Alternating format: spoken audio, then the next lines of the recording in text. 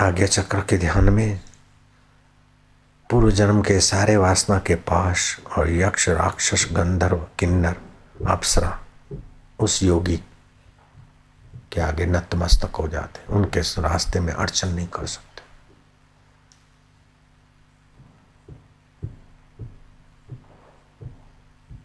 पांचों केंद्रों के ध्यान का फल इसी केंद्र में प्राप्त हो जाता है।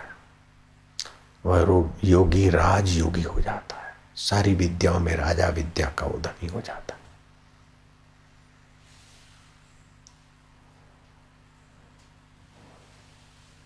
शास्त्र सार में यहां जब ध्यान स्थित होता है तो पद्म में शास्त्र दल कमल खिलता है। वह सारे न्यूरॉन्स अपने अपने महिमा में झलकते झलकते, जिसको विज्ञानी न्यूरॉन्स बोलते, ऋषि बोलते हैं सूक्ष्म कोश, उसके दर्शन मात्र से लोगों को आनंद शांति और सद्प्रेरणा मिलने लगेगी।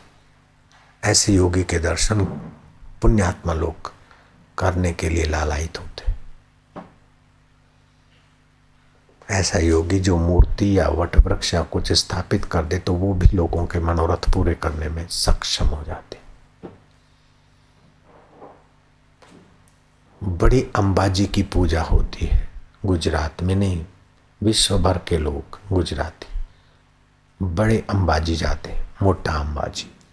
वास्तव में वो मोटा अंबाजी उनकी मूर्ति मोटी नहीं है, किसी ऐसी शक्ति के धनी महापुरुष ने वो मूर्ति स्थापित की। इसलिए आबू के पास अंबाजी विश्व की सभी अंबाजी की मूर्तियों से ज्यादा पूजनीय हो रही है, मोटा अंबाजी करके। इस योग से संपन्न किसी महापुरुष ने वो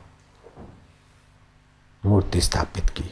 हालांकि अब वो जगह और मंदिर दूसरे रूप में, लेकिन पहले बहुत छोटा सा था। बहुत छोटी मूर्ति और छोटी जगह थी, फिर भी स्थापना करने वाले बड़े पुरुष थे, इसलिए मोटा अंबाजी। अंबाजी में मोटा छोटा नहीं होता, लेकिन स्थापना करने वाला उत्तम पुरुष था, ऐसे समर्थ, तो मोटा अंबाजी होके पूजी जाती।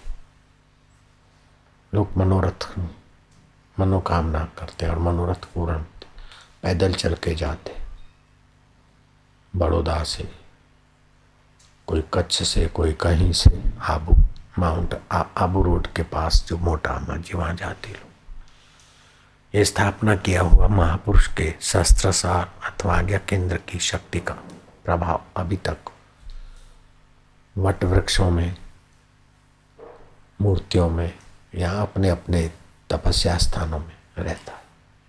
उनका शरीर न होने के बाद भी उनका संकल्प के अनुसार वहां क्रियाएं घटती रहती।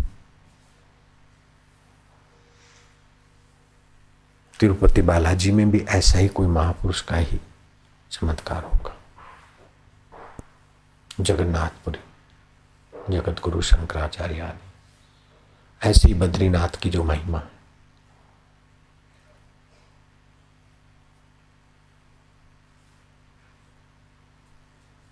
तीर्थी कुर्वन्ति तीर्थानि,